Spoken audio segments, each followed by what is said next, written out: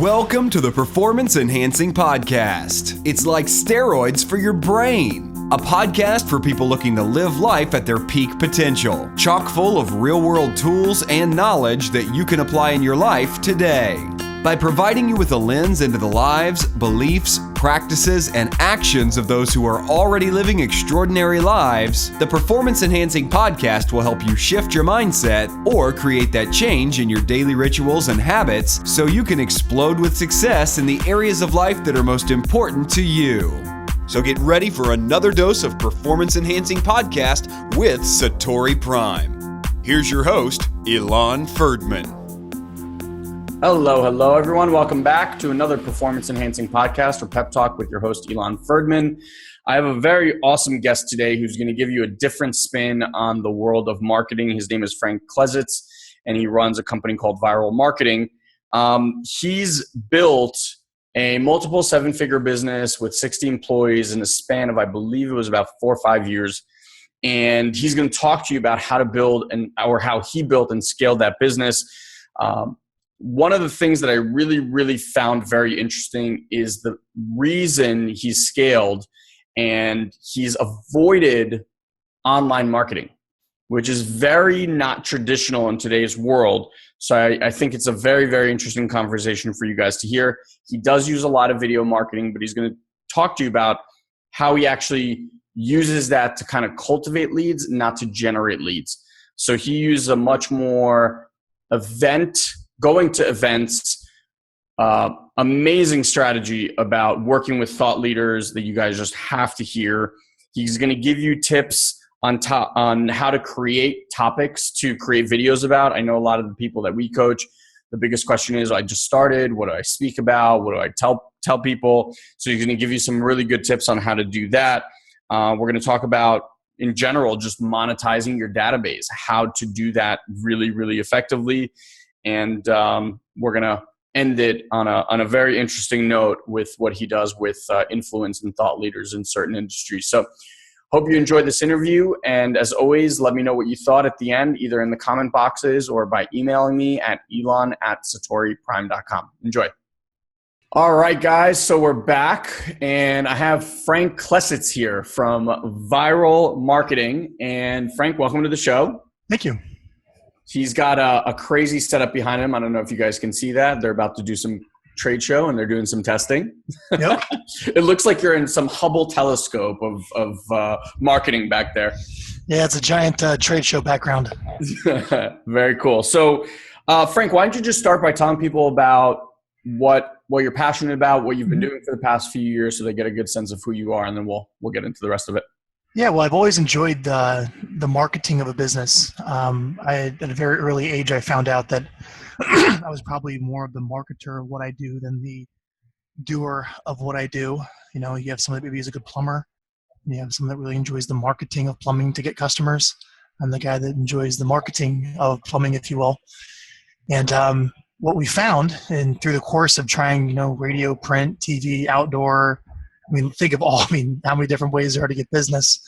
I really have come to the acceptance and the realization that by far the best way to generate clients or customers is to, run a list of everyone in your target market that has the problem you solve, get in front of them to ask permission to stay in touch, bring them into your database, start educating them by sending out newsletters and videos and other things like that, and then follow up with the people that watch that content to see if they may be interested in visiting with you more about working together, or if they can refer you. So the concept of building a database of your target market and communicating consistently and systematically to that database, and then following up with the people in that database is like the fastest path to the money that I've been able to found, that is also like an enjoyable way of doing business. Yeah. And also is a consistent way of doing business. We're not like held hostage by having to buy advertising or constantly have to grind out prospecting calls to bring in deals. So tell them a little bit about the success, quote unquote, that you've been able to produce using this type of system. Yeah. Oh God, hundreds. So here at Viral, we started from scratch about 7 years ago. And our firm, essentially what we do and the problem we solve is, once you have your database, how do you communicate with it? And for a lot of people, it's the challenge. Do I send out a bunch of canned content, or do I send out something really helpful and useful? The answer is obviously helpful and useful. That takes up time. So what we do is we interview people on a webcam like this to send videos through database. So we've sent out thousands of videos on behalf of hundreds of professionals around the country.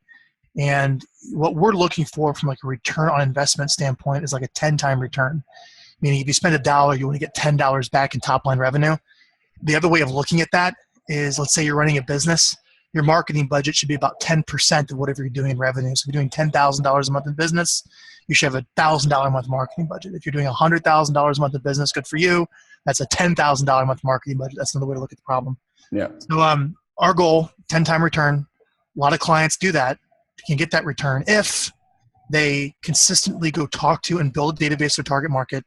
They consistently publish educational videos and content to that list for expert positioning and authority and top of mind awareness and all those benefits. And then follow up with the people that watch those videos, which you can track inside like any email marketing software to make business a little more proactive than sitting back and waiting and hoping someone contacts you in your list. From what I've seen, you guys are huge believers in video marketing more than above all, right? Yeah. Well, it's because it's fast. So the reality is that you can get great results communicating with your list in print with a printed newsletter. You can do it through podcast and audio. You can really do it through any media that you like as long as the content is good. But the reason there's two reasons I like video. One is, our ideal client are professional service providers. So they have specific expertise where you're actually working with the human being that you're hiring, not just like a product or a software program or something. So, people want to get to know the individual and the personality of the individual that comes through on video, which is why I like that. Yeah. But more importantly is it's fast. I mean, you could turn on your webcam just like this, answer a question in 1 or 2 minutes, and you're done. You can't do that through writing something after the proofreading, everything else. And sometimes it's a little bit harder with other medias. That's why I'm a big fan of video. It's quick and it's extremely personal and it's authentic. Yeah. Do you guys track the difference in results between print, like an email, typical email, and a video? No, it's across the board. I mean, generally speaking, if you want, excuse me, an immediate result, I like very short plain text emails. So if you're looking to go to your list and you want to make a direct offer saying, we have a lot of clients that are in the real estate profession, real estate agents. So about 2 or 3 times a year, you'd write a message, an email that would say something like, hey, the Fed, like for example, just in the news today, the Fed's thinking about maybe raising interest rates in June. Just want to give you a heads up. If you're thinking about buying or selling a home, just want to let you know now's a good time to call me. A simple plain text message like this out to your whole list, you probably get a lot of responses very quickly. Yeah. And that gets immediate response. The problem is you can't do that all the time.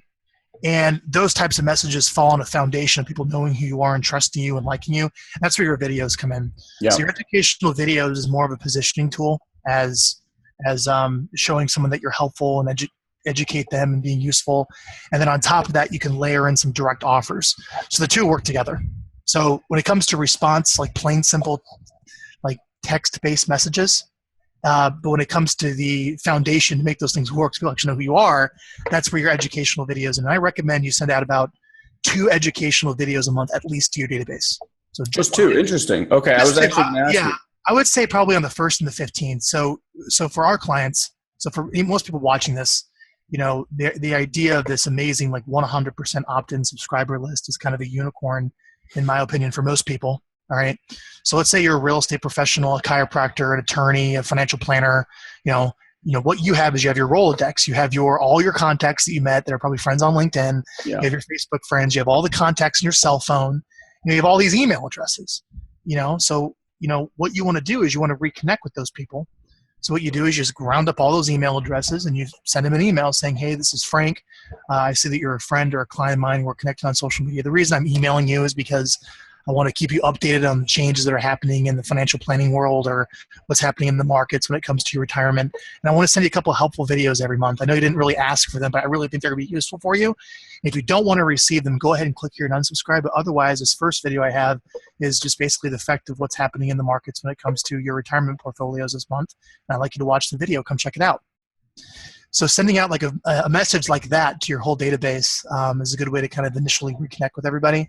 then going forward for kind of like a big kind of generalist like that, I'd recommend 2 educational videos a month. If it's really like permission based, like all these people have exclusively opted in to get all your stuff, you can go a little more frequently than that, like probably every week. Got you. So what you're saying is with this database, these are people that you just collected business cards, phone, etc. Yes. Are you? It's your warm market. Are you dropping those into like an AWeber or Constant Contact? Yes, everyone. So what we do is, and it's not spamming. So spamming. That's what I want you to speak about, because so we all know what spamming is. Spamming is just sending out a bunch of crap emails that like are about some like pharmaceutical drug or get rich quick scheme. Like you know what spam is. You sending a personal message to all of your contacts is not spam. It may be a little unsolicited, but that's not a problem, right? So the thing is, what you want to do is just round up all the contacts that you have, and you want to send them a message, a very helpful, personal, plain text message that says, hey, I haven't been staying in touch like I should have been, and I want to communicate with you, and going forward, I want to keep you up to date on certain changes. And if you don't want to hear from me, just click here unsubscribe, no big deal. Otherwise, I think you'll like this stuff. It's Frank. I hope to reconnect sometime. There's nothing wrong with rounding up all your contacts and sending that out. And as long as you're CAN spam compliant, meaning you use like any email marketing software like Vertical Response or MailChimp or whatever, that has your mailing address at the bottom and has the unsubscribed thing on there, you're totally fine. There's been no successful, like from a prosecution standpoint, you have nothing to worry about. There's nothing that's been done. So let me ask you this, because I know a lot of the times that people have tried to import a list that either they bought or they've amassed over a long time, that's over X amount of thousand of people, to something like an AWeber or Constant Contact or MailChimp. They usually ask a lot of questions like, how did you get this list? All that stuff. Are they okay with you saying, hey, these are just my personal contacts? Yeah, we just say it's all my personal contacts. I have personal, warm relationships with all these individuals. I mean, yeah, you can go a little more deeper where it's like, okay, so let's say you take all your LinkedIn connections and your Facebook connections and everyone else. We don't see any problem with sending out a personal message out to all of them. We've done it for a very long time, and there hasn't been any problems with it. However, if that's not your cup of tea, you can take all those names into a spreadsheet, and you can go through. And what we recommend to do is, create like so you have your first name, last name, email, phone number, and like all the columns on a spreadsheet of all these contacts, right? And then you maybe create like a little new column to the left, like column A. So it moves everything over to the right. Yeah. And then what you do is you put an X next to everyone that you recognize. Got it? And then you sort the spreadsheet and you delete everyone without the X. Gotcha. And now you have a list of everyone that you recognize and you load that in. That's your warm market. Interesting. So these are on the 1st and 15th, like I get that for a service provider, but if you're someone who's a coach and that's your service, you still recommend just twice a month? Yeah, twice a month is fine. I mean, the idea here is that I'm not really big into like online SEO, like publishing content and making people find you. I think that game has been there's too many people competing now for you to stand out, like in the coach world or in any profession, unless you have something super unique people are searching for. Yeah. But, that's very hard to do, to publish all this content and wait for people to come find you. Like everyone I've met that's trying to do that's broke, So, I recommend, 2 educational videos a month as your starting place, because you have to do it consistently. Now, could 3 or 4 be better? Maybe, sure, if the content's really good. But the majority of people have a lot of trouble coming up with, 3 or 4 pieces of good content a month, right? And consistently doing it month after month after month after month after month, and like perpetuity in the future. Yeah. That's why we find that 2 educational videos a month works the best. It's kind of the best blend of frequency and, being able to actually come up with content. And the best content, by the way, are questions that customers are asking. So you should be on the phone and talking to customers. So here's how a video should go. Hey, this is Frank Klesitz. I'm your healthy chiropractor here down the street. And I just want to let you know that, one of my patients asked a question about, is meat good or bad for you? When it comes to like your chiropractic care. And I really want to set the record straight with some research I'm reading and answer that question for you today of what I recommend for our patients when it comes to what are the correct, eating habits. Yeah. Got it. So all your content should always be very question and answer based. If you're just answering questions from your market. I mean, that's kind of what all the gurus are doing now. I think who's like Gary Vaynerchuk's a big social media guy, and he has Ask Gary V. And then I know I kind of run in the real estate world, and like one of the big real estate brokerages in Manhattan is Douglas Elliman, and their whole social media thing is like Ask Douglas Elliman. So everyone's social media plan is always like an Ask Me type of social media plan. And if you adapt that style, it just makes things very fluid and it gets conversations going. And the Q&As are probably the best types of content for you to publish. So that brings me to a really good question that a lot of people get stuck on. So someone's about to start a business, right? Say it's an online business of some sort, and they are transitioning from maybe being an employee. So they're not a service provider, they're not a financial planner or anything like that. The question is always, as they're learning, they feel inadequate and they're thinking, well, what kind of content can I create, right? Someone's already created that 10 times better than I can. Yeah. And they get stumped by what should I create? So I love that you said answer your clients' questions, but if they don't have clients at this point, what's a way that people can get this kind of ball rolling? Oh, God, there's so many ways. So one of the things that I like to do is to swipe ideas from other people. It's not plagiarism or copying. It's just, getting ideas from what other people have done. So one of the first things I would do is just, if you're looking to go into a market, let's say, I don't know, pets. Yeah, that's so funny. I was actually thinking like dog training and you said pets. Yeah, I was just thinking of like pets because that's probably like a market like dog training, right? Yeah. So I would go online and try to find frequently asked questions about dog training. And I would just take someone else's frequently asked questions as my own questions and start answering those questions. So to find someone else's frequently asked questions that are working, that have been published already, people ask. The next best thing is I like to go to Amazon. So I'll go to Amazon and I'll find like a top selling book in a niche.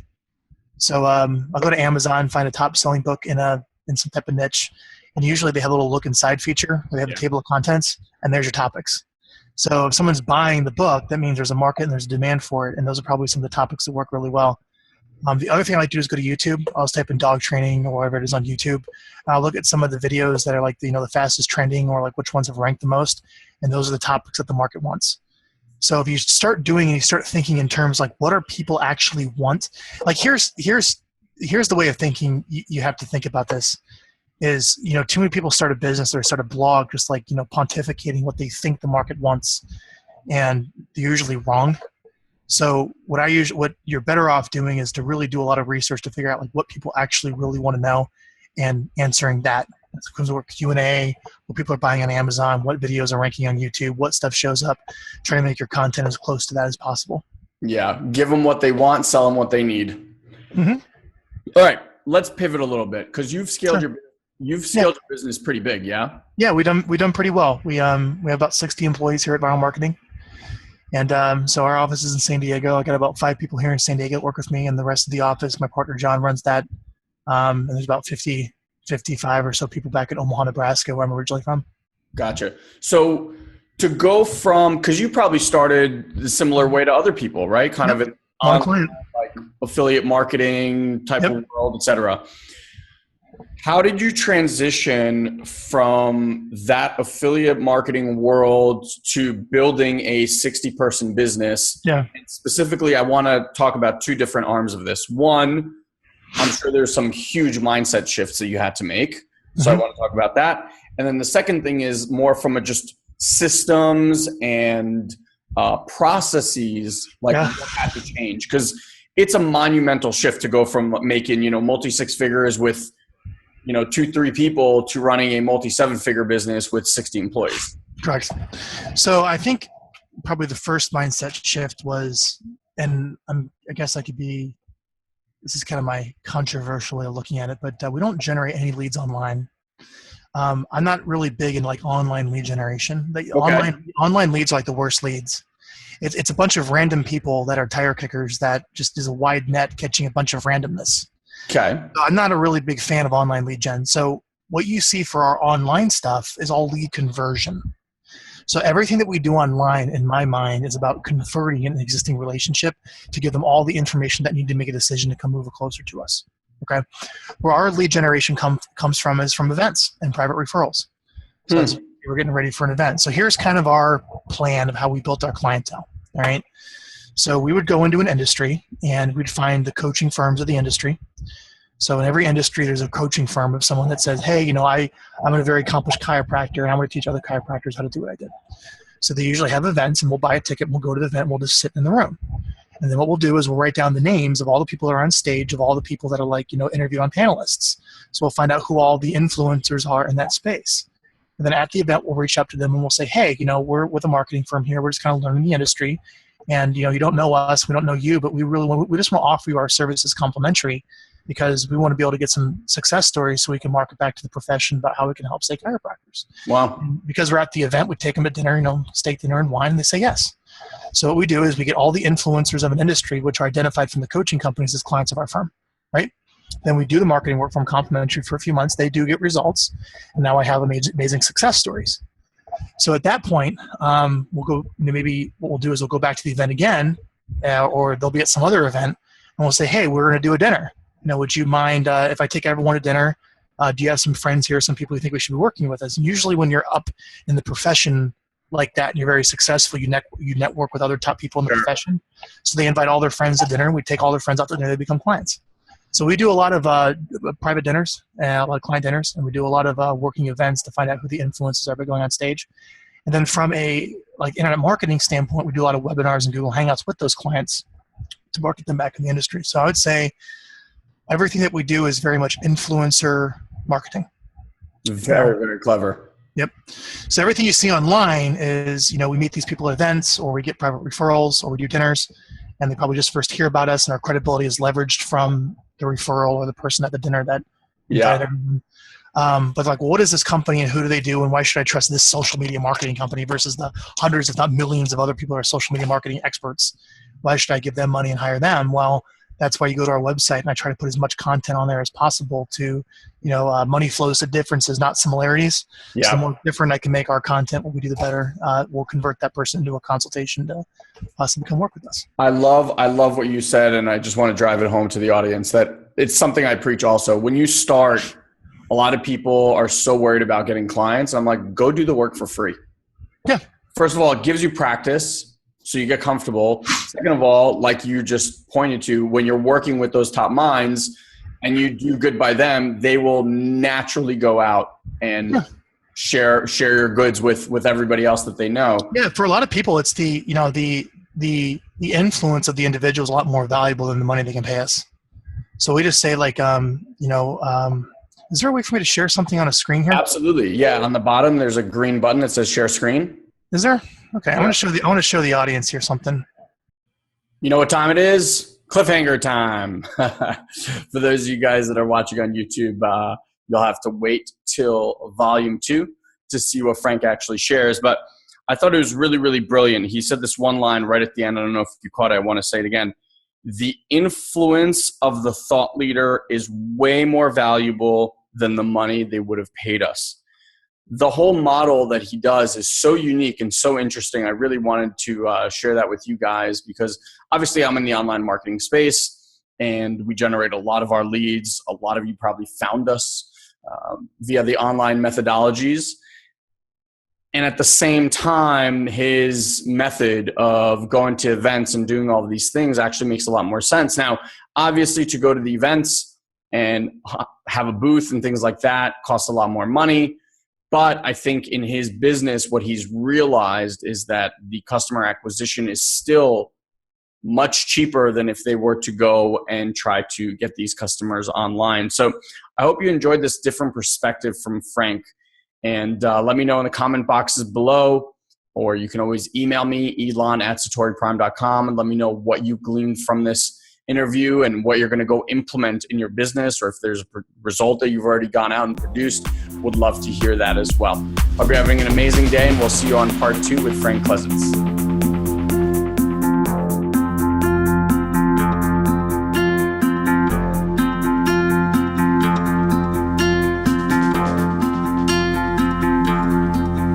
Did you run through doors till you hit the floor?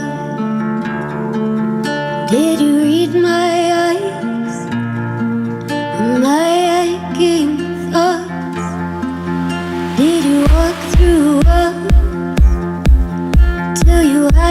road. Oh my God, your smile, my soundless call.